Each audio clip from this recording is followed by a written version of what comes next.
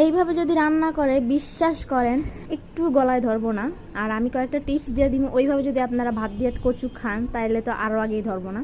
তো যাই হোক, কীভাবে রান্না করছে, কীভাবে করা হয়েছে সেটা আপনাদের সাথে শেয়ার করি। তো চলেন কীভাবে করা হয়েছে। কচুর কোনো কিছুই ফালানো হয় না, যেহেতু কচুতে অনেক পুষ্টিগুণ উপাদান আছে। কচুগুলো যেহেতু অনেক বড় ছিল, এর লেগে 2 ভাগ করে নিছে।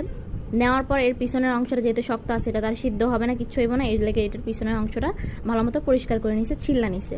আর হ্যাঁ, এই কচুর কষ কিন্তু অনেক খারাপ জিনিস। দেখা গেছে জামা অথবা পায়জামা যদি লাগে তখন কিন্তু এই দাগ আর জীবনও যাইব না, দাগ যেমন আছে সময় থাইকা যাইব। আর হাত যদি চুলকায় তাহলে কচু কাটার পর হাতটা লবণ দিয়ে ভালো মতো ধুয়ে নেবেন, তাইলে আর হাত চুলকাইব না। তো যাই হোক, আমার আম্মু এগুলো সুন্দর মতো কাইটা টাইটা নিয়েছে, এগুলো এইভাবে আপনি স্লাইস করে নেবেন। তো কচু রান্নার ক্ষেত্রে কিন্তু আপনার কচুটাকে কিন্তু ডাইরেক্টলি তরকারির মতো বসা দিলে হয়ে যাবে না, কচুটাকে আগে সিদ্ধ করতে হবে। তো সিদ্ধ করার অংশটা আমি দেখাইতে পারিনি। আমার আম্মু এগুলো সুন্দর মতো সিদ্ধ করছে সবগুলা, লবণ ছাড়া, কোনো লবণ টবণ দেবে না, হালকা একটু কিছু